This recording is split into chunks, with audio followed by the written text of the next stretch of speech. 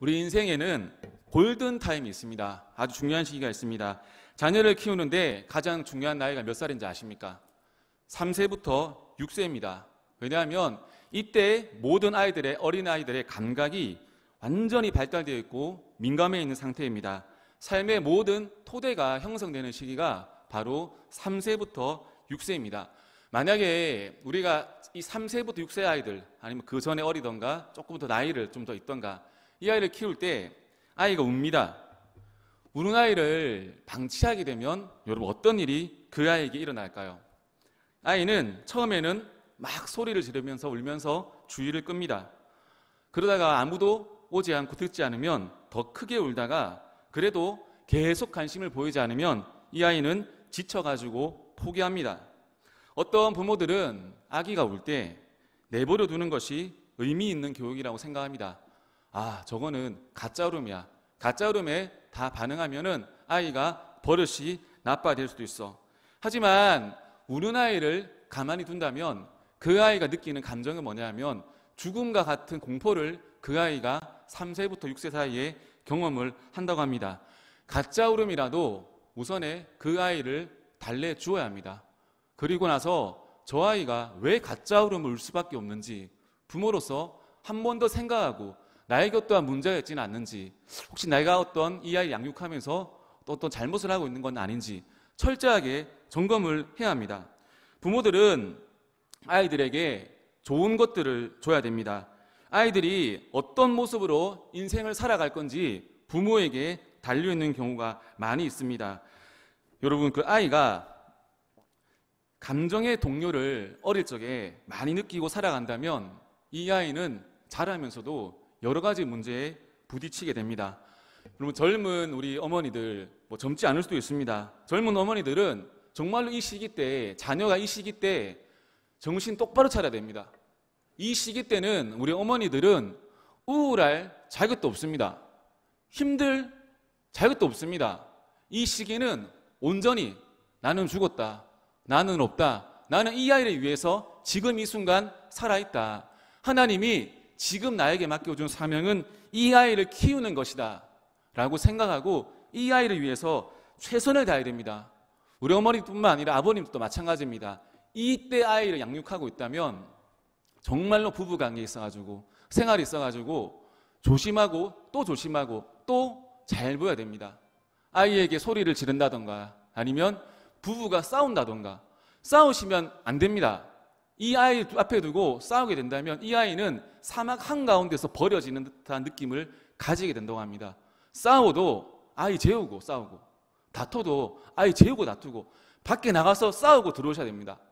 그만큼 이때 나이가 중요합니다. 여러분, 또 뭐가 중요한가 하면 3세부터 6세 사이 아이들 키울 때는 스킨십이 중요합니다.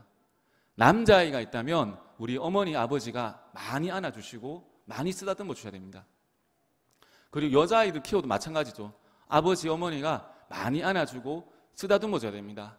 만약에 아이들이 아빠 안아줘, 엄마 안아줘 했을 때 엄마 갑자기 우울해가지고 드라마 보고 뭐 보고 우울해가지고 잠깐만 안 돼, 절로 가, 이러면 그 아이가 느끼는 마음은 뭐냐면 내가 부정당하는구나, 또 나의 성이 부정당하는구나. 그래서 이 아이는 자라면서 여러 인간관계나 성적인 부분에 있어가지고 굉장한 혼란감을 느낀다고 합니다. 이때 많이 안아주고 할 수 있을 만큼 많이 안아주고 쓰다듬어주고 사랑한다고 말해주게 된다면 이 아이는 감정의 힘을 얻게 돼서 그 인생 가운데 큰 힘을 받게 됩니다. 여러분, 이 말씀을 제가 왜 드리는가 하면 이번 설교를 제가 준비할 때, 저는 설교 준비할 때 그 성경 속에 나오는 인물이 한번 저는 배워봅니다. 이번에는 제가 마르다가 한번 배워봤습니다. 근데 마르다의 마음을 아무리 제가 읽으려도 읽어지지가 않더라고요. 처음에 제가 예수님의 마음으로 마르다를 바라보았습니다. 참 읽기가 쉽지 않았습니다. 근데 그동안 왜 그런가, 왜 마르다의 입장에 생각하고 예수님 입장에 생각했는데 설교가 나오지 않을까, 왜 그 마음이 읽혀지지 않을까 쭉 고민하다 보니까 제 마음속에, 머릿속에 들었던 설교들이 있더라고요. 그거 뭐냐면 마르다는 나빠, 마르다는 나쁘고 마르다는 마리아를 닮아야 돼. 마리아처럼 말씀에 집중하는 삶을 살아야 돼. 거기에만 말씀이 박혀 있으니까 설교가 떠오르지 않더라고요. 제가 제일 먼저 했던 작업이 뭐냐 하면 그 들었던 그 말씀을 우선 뽑아본 거예요. 뽑아보고 진짜 마르다 속에 들어가봐서 말씀을 준비해봤습니다. 그런데 저는 이 말씀 다 보면서 물론 예수님의 말씀도 있지만 마르다가 틀렸다는 부분을 저는 한 부분도 발견하지 못했습니다. 우리가 상대방이 틀렸다 하기 전에 그 사람이 왜 그런 마음을 가지고 그런 행동을 하고 그런 모습을 보일까, 왜 그러 살아가는지 그 감정을 한번 우리는 가질 수 있어야 됩니다. 그리고 그것을 한번 파악하고 이해해주는 작업이 먼저 필요하지 않겠습니까? 그 사람이 잘못되었다는 것은 누구나 할 수 있습니다. 하지만 하나님의 사람들 어떻게 되는가 하면 걔가 잘못이 하기 전에 걔의 행동의 문제의 근원이 무엇일까? 어떤 문제 때문에, 어떤 상황 때문에 그 사람이 그렇게밖에 행동하지 않을까? 그렇게 말을 할까? 그렇게 표현할까? 알아가는 게 중요하지 않습니까? 오늘 어른이 된 마르다입니다. 이 예수님이 이 마르다의 인생에서 어떠한 부분을 만지시는지 말씀을 통해 한번 나누길 축복합니다. 첫 번째 마르다의 행동인데요, 예수님을 영접하는 마르다입니다. 38절 보시면 그들이 길 갈 때 예수께서 한 마을에 들어가시매 마르다라 이름하는 한 여자가 자기 집으로 영접하더라. 마르다가 예수님과 제자들, 그 밖에 사람들도 있겠죠. 이 사람들을 자기의 집으로 영접했습니다. 자기의 집이 있었네요. 네, 자기 집. 네, 신앙생활의 부분에서 보고 배운 게 있는 신앙인입니다. 이 부분에서는 잘 배운 좋은 여자입니다. 여러분, 아무나 사람을 초대하고 대접하고 영접할 수 있는 것이 아닙니다. 그 사람의 그릇이 어디서 나오는가 하면 내가 무엇을 가지고 있다, 무엇을 샀다, 이것이 그릇이 아니라 내가 어떤 사람을 이렇게 섬겼다, 이렇게 헌신했다, 이렇게 희생했다, 이것이 그 사람의 그릇입니다. 분명 마르다는 영접하는 것을, 섬기는 것을 어릴 적에 보고 배우고 자랐습니다. 그릇이 큰 여자입니다.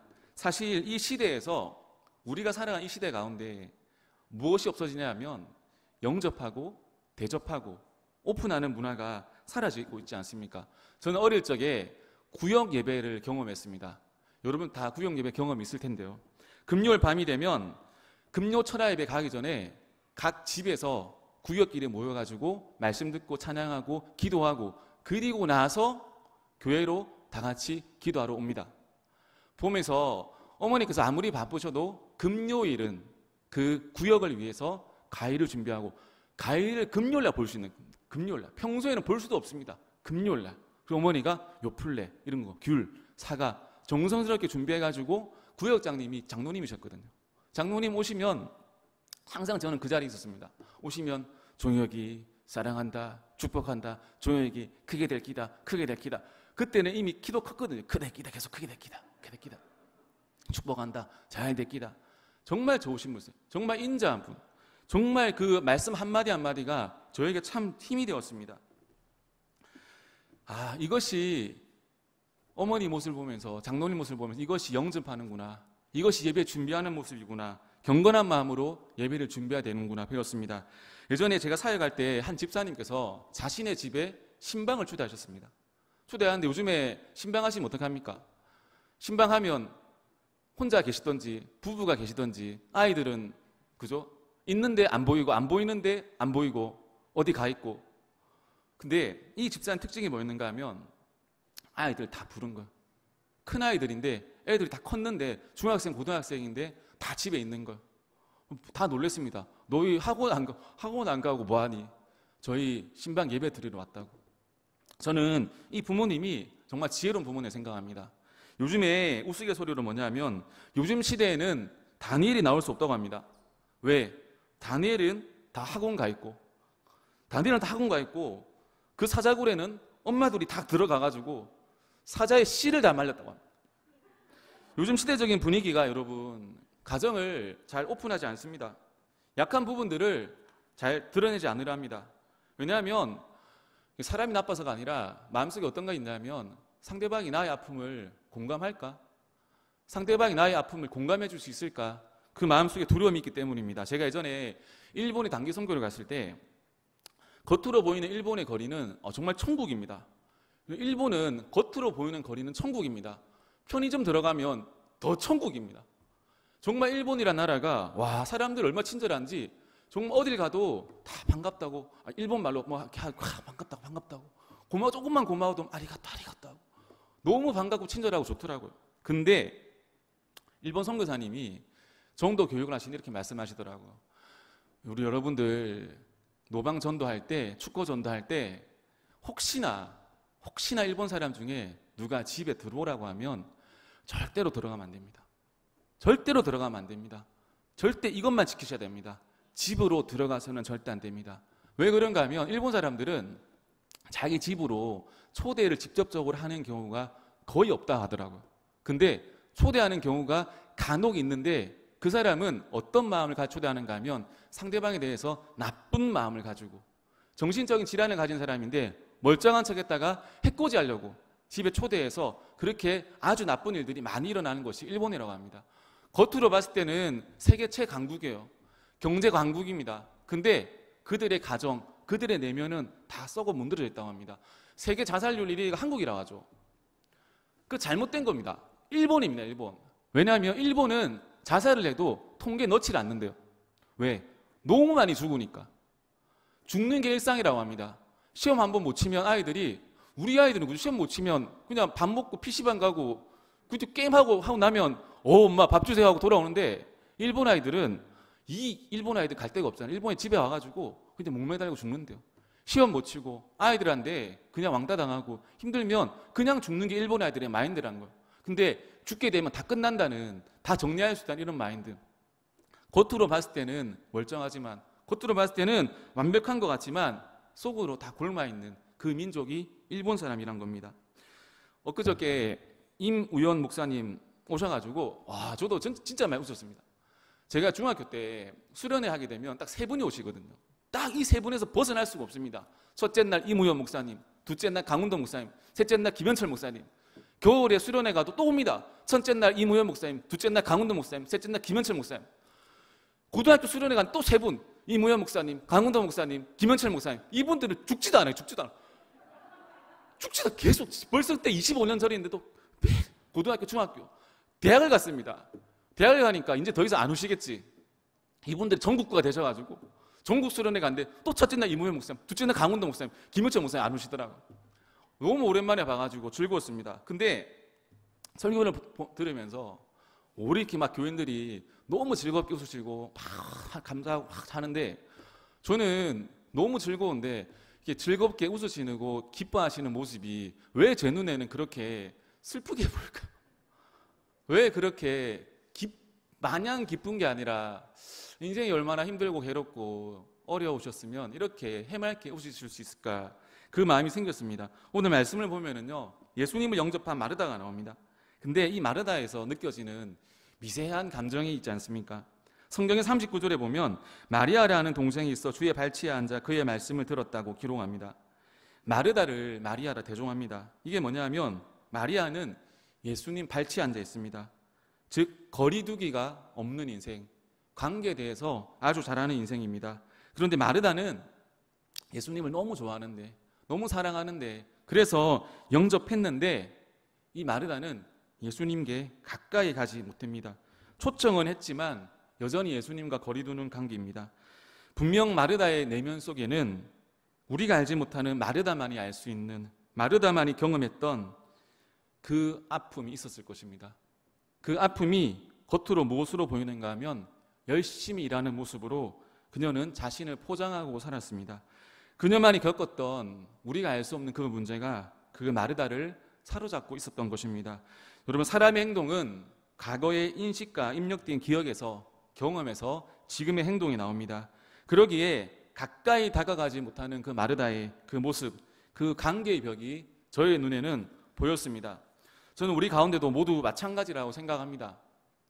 멀쩡하지만, 웃고 있지만, 열심히 사회의 일원이 된 것 같지만 우리 여전히 관계에 대한 두려움, 우리 사랑하는 사람에게 온전히 충성하지 못하는 그 마음, 그 상황, 또한 우리 안에 그 상처, 그런 것들이 다 있지는 않습니까? 여러분, 다른 것으로 풀면 안 됩니다.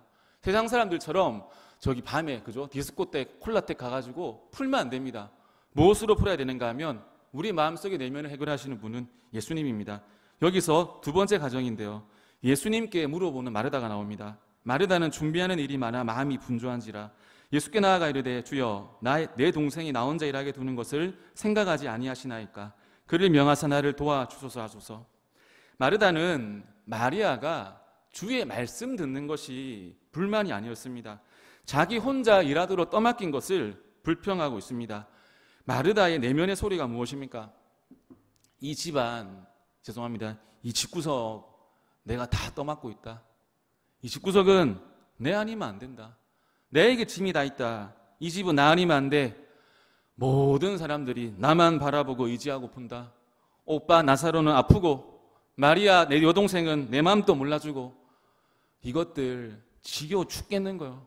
여러분 그렇지 않습니까? 지금 보니까 이 마르다는 아픈 마음이었어요. 아픈 마음이었는데 예수님을 만나자 그 감정의 깊은 골이 터져 나왔던 것입니다. 여러분 기도가 무엇이라고 합니까? 저는 기도는 내 마음속의 감정과 내 삶의 솔직한 부분들을 하나님께 말하는 거라고 생각합니다. 저는 어릴 때부터 그렇게 기도했습니다. 하나님, 진짜 요즘에 짜증나 죽겠습니다. 하는 것도 안 되고 시험도 잘 안 되고 고백했는데 차였습니다. 죽겠습니다. 쪽팔리고 교회도 못 나가겠습니다. 이렇게 기도했습니다. 근데 이렇게 제 마음이니까 제 마음을 좀 알아달라고. 근데 문제는 목회자가 되니까 이렇게 기도 못 하겠더라고요.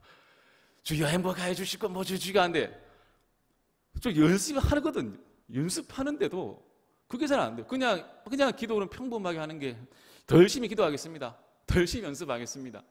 기도는 공적인 하는 기도도 있지만 진짜 내 마음속에 내 감정을 예수님께 말하는 겁니다. 예수님, 나 힘들어요.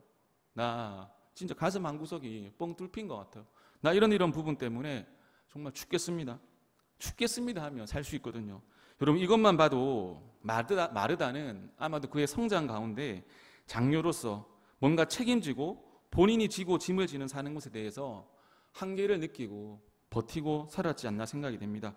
저는 둘째입니다. 둘째는 자유함이 있습니다.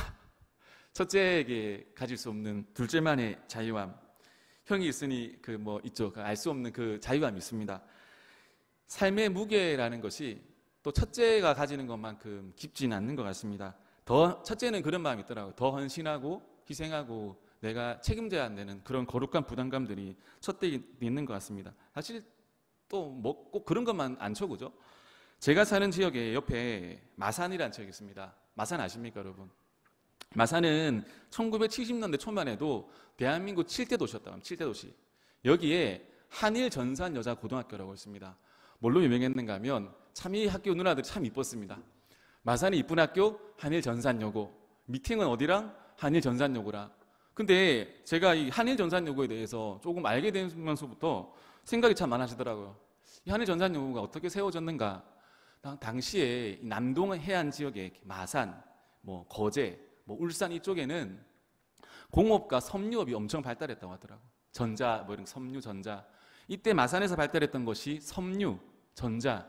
일본에서 물건 들어와가지고 산요, 소니 이런 거 조립해가지고 보내고, 그 다음에 직물 수입해가지고 짜가지고 수출해서 보내고. 그게 한일합섬이라는 기업인데 이 한일합섬이 제일 잘 나갈 때 공장 직원 숫자가 27,000명이었다 하더라고요. 근데 27,000명 중에 상당수가 학력이 초등학교 졸업, 중학교 졸업, 공부를 못한 여학생들, 가정을 책임져야 했던 여학생들이 대부분이었다고 합니다. 그래서 이 기업의 오너가 이 아이들을 위해서 학교를 만든 것이 한일 전산여고. 낮에 일하고 밤에 공부하고, 밤에 일하면 낮에 공부시키고. 참 이것이 어떻게 보면 지금 시대에는 상상할 수 없지만 우리 지금 50대, 60대, 많게는 70대 분들이 겪었어야 될 시대적인 아픔 아닙니까? 그 고등학교를 보면서 정말 이 토대 위에 이 나라가 세워졌구나. 참 감사한 마음도 많이 들었습니다. 마르다 이 시대에 태어났다면 그런 삶을 살지 않았겠습니까? 자기 혼자 책임져야 됐던 그 부분들, 육체적으로 정신적으로 얼마나 힘들었겠습니까? 내가 뼈 빠지게 일해서 동생들, 집안일 다 먹여 살렸던 그 사람들, 저는 그 모습이 마르다에서 보였습니다. 오늘 아마도 이 마르다의 그 감정이 예수님 앞에서 완전히 터져버린 것입니다. 근데 마르다는 참 착한 여자였던 것 같아요. 동생 마리아를 꼬집을 수 있잖아요. 야, 여자들끼리는 뭐 그런 표현 하나요? 야, 이년아, 이렇게 하나요? 기집애야, 이렇게. 너 많이. 그렇게 할 수도 있는데, 그렇게 하지 않고 예수님께 물어보는 거예요. 예수님, 제 저렇게 하는 거 옳습니까? 예수님께 물어봅니다. 저는 우리 사랑하는 성도님들, 우리가 고민하고 생각하는 것들이 다 있지 않습니까? 그 고민들을 우리 안에서만 생각하지 말고, 우리의 기준으로만 판단하지 말고, 하나님의 말씀에 비추어서 한번 예수님께 물어봤으면 좋겠습니다. 예수님, 제가 사실 이러한 고민이 있습니다. 제가 이렇게 결정하는 것이 주님 맞습니까? 우리가 결정 안 했으면 좋겠어요. 주님께 물어봤으면 좋겠습니다. 주님이 물어보니까 대답해 주십니다. 예수님은 세 번째, 잘하기를 원하시는 것이 아니라는 거죠. 41절 42절 보면 주께서 대답하여 이르시되 마르다야 마르다야, 내가 많은 일로 염려하고 근심하나 몇 가지만 하든지 혹은 한 가지만이라도 족하니라. 마리아는 이 좋은 편을 택하였으니 빼앗기지 아니하리라 하시니라. 마르다를 향한 예수님의 마음이 뭐냐면, 마르다야, 너 너무 잘하려고 하지 말라는 거야. 너 인생 완벽하지 않아도 괜찮다는 거야. 너가 가진 목표, 약속, 그거 못해도 괜찮다는 거야. 지키지 않아도 돼. 조급해하지 않아도 돼. 그것 때문에 마르다야, 스트레스 받지 말고 울지 마. 여러분, 제가 짧게 살아보니까 인생의 문제는 잘 풀리려고, 잘하려고 하니까 문제가 생기는 것 같습니다. 그냥 물 흘러가는 대로 살면 되는데 더 잘하려고 하고 더 완벽해지려 하다 보니까 문제가 생기는 거 아니겠습니까? 여러분, 주님과 함께 동행할 때는 못해도 괜찮습니다.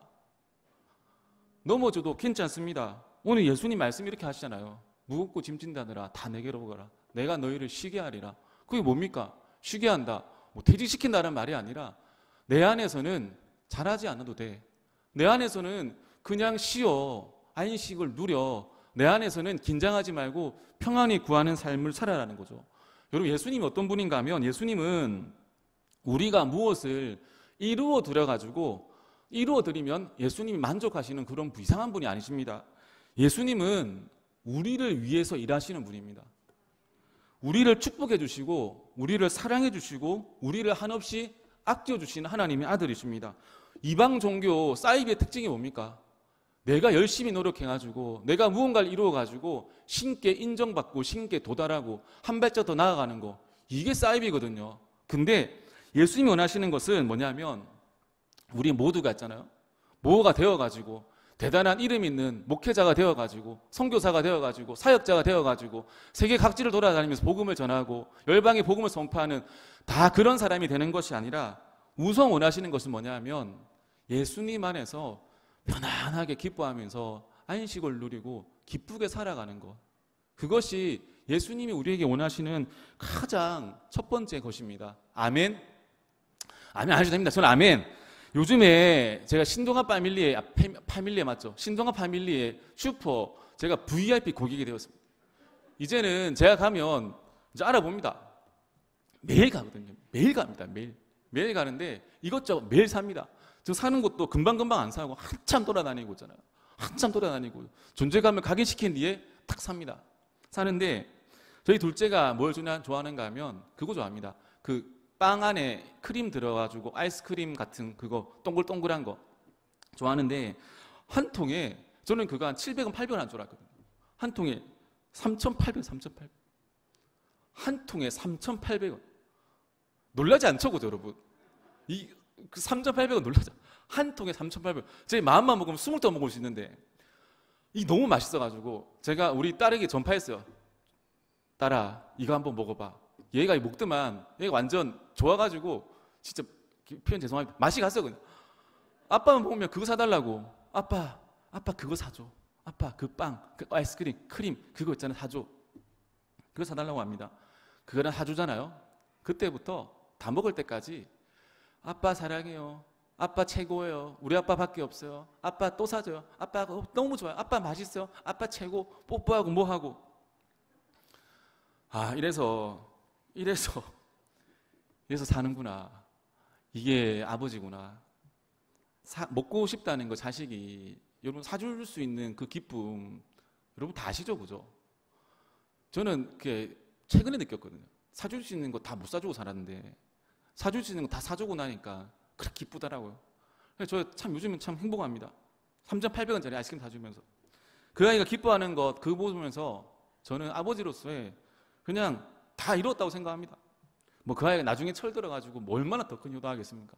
그냥 그 기뻐하는 그 모습 그걸로 만족합니다. 그런데 아이가 갑자기 이상한 철이 들어가지고 학교 다니고 있는데 아버지 저 이제부터 철이 들어서 제가 오토바이 타고 돈 벌러 가겠습니다. 아버지 기다리십시오. 우리 아빠가 좋아하는 돈 벌어 오겠습니다. 탁 벌어 와가지고 한 달 동안 숨어 있다가 탁 득장해가지고 아빠 여기 생활비 어땠으세요? 탁 주고 최고 잘했죠 아빠 저. 뭐랍니까 아버지가 뭐하냐 그거 아니라고. 그냥 너는 아버지가 해주는 밥은 아니죠. 아버지 밥은 아니죠. 아버지가 곁에 있어 그냥 내 옆에 있어줘. 내 옆에서 그냥 자녀처럼 있어줘. 사랑한다 말해주고 기뻐하고 맛있게 아이스크림 먹고 맛있게 밥 먹고 그렇게 그냥 있어줘. 이게 아버지 마음 아니겠습니까 여러분? 예수님이 원하시는 것은 우리가 무언가를 잘해가지고 열심히 최선을 다해서 뭔가를 이루어가지고 가면 인정해 주는 거 아닙니다. 마리아처럼 말씀만 듣고 앉아있어. 이것도 사실 아닙니다. 그 뭐냐면 예수님께 마르다에 하신 말씀은 마리아가 말씀만 듣고 그 자리에서 나를 바라보는 것처럼 마르다야 너도 이제 그 힘든 인생을 조금만 내려놓고 나를 바라보고 나를 의지하는 인생을 살아보지 않겠니? 라는 그 모습을 그 말씀을 예수님이 해주시는 겁니다. 요한복음 15장에서 보면 나는 포도나무요 너희는 가지라. 우리가 해야 될 일은 예수님께 붙어 있는 겁니다. 너희는 나의 능력을 믿고 나를 의지하고 살아가봐. 내가 평생에 너의 삶에, 너의 인생에, 너의 가정에, 너의 교회에, 너의 사업장에, 너의 직장에서 길을 열어줄 것이고 빛을 열어주시고 사막에서 구름과 불기둥으로 너희를 인도한 것처럼 평생에 내가 너희를 보살펴줄 테니 너희는 나를 의지해봐. 우리는 예수님을 의지해야 되는 존재입니다. 구원도 십자가 의지해야 되는 것이고 우리 인생도 예수님 의지해야 됩니다. 여러분 세상은 약하는 사람은 죽는다고 말합니다. 약해지면 끝이라고 말합니다. 그런데 예수님은 이런 약한 자를 우리를 부르셨습니다. 자녀 삼아주시고 약한 자를 통해서 일하시는 하나님임을 우리는 믿습니다. 인생이 너무 여러분 불안하다고 생각하시면 집에 가서 성경을 펴시고 하나님이 우리를 위해서 어떠한 일을 행하시는가 그거를 보시기 바랍니다. 우리를 위해서 이 천지를 창조하셨습니다. 천지를 위해서 우리를 창조한 것이 아니라 우리를 위해서 천지를 창조하시고 우리를 위해서 모든 귀한 것들을 다 주시는 하나님이십니다. 우리는 누구냐면 우리는 거룩한 하나님의 자녀입니다. 우리 모두 세상에 많은 근심, 열심히 살아가지만 또한 우리 모든 근심과 염려를 주님 아버지 앞에 내려놓고 자녀로서 최선을 다해 주님을 의지할 수 있는 우리 귀한 축복된 백성 되시기를 예수님 이름으로 기도합니다.